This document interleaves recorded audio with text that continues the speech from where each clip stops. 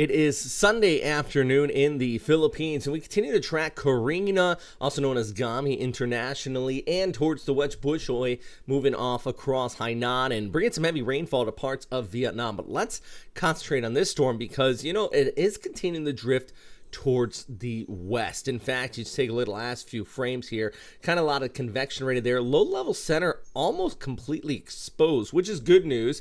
It's staying relatively weak for the time being. We're seeing a little bit of shear interact with it. We still have some outflow aloft right in there, good convection down towards the south, and thus we're seeing that increase in showers across a good portion of Luzon as this drifts off towards the north and west. And you can even see that here with the hindcast from the Japan Meteorological Agency, seeing over the last few hours as of Sunday afternoon that drift towards the west. Now, this area in yellow, this is important. That's the extent of those gale force conditions, which means we could see winds up to 34 knots all along the northern coast in the northeastern coast of Luzon. Now, as far as that rainfall, it's still going to be on and off across the Cagayan Valley, and 100% still anticipate as we look ahead for that moisture to start to wrap around along the backside of this as it pulls off towards the north over the course of the next few days, and then eventually out here towards Okinawa and the southern Japanese islands. So it's still that forecast of that 1-2 punch with our storm heading out here at Ishigaki,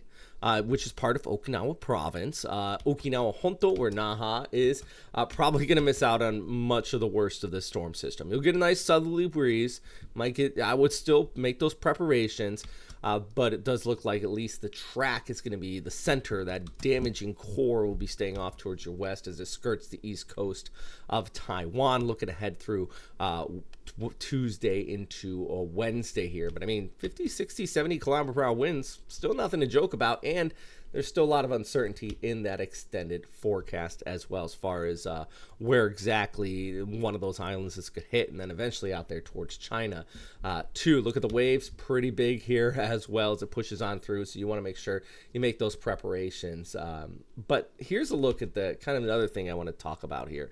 Of course, the damaging potential for the southern Japanese islands, but also we have that southwesterly flow, which is going to be setting up, and as I mentioned, some heavy rainfall out here. In fact, parts of the west coast of Luzon could be looking well over 300 millimeters, which I know sounds like an absurd number, and it is, but when you get these specific type of setups, assisted by the orographic lifting in the mountains, you get persistent rainfall, which is not just over the course of a couple hours, but several days consistently.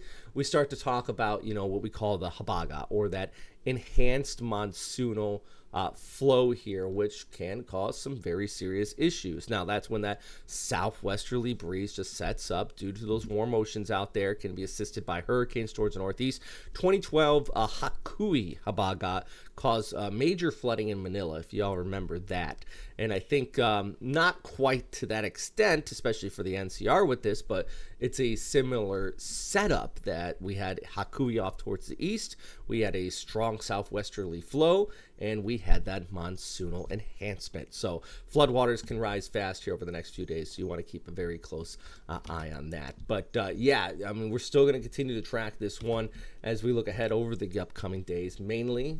Just one more time, looking at the satellite picture, it is slowly drifting towards the west, so we want to continue to watch that. It seems like time and time again, the models have a hard time with this type of setup because they always drift west more than what you originally anticipate with that forecast. So, we're going to keep a close eye on it. There's my kitty cat.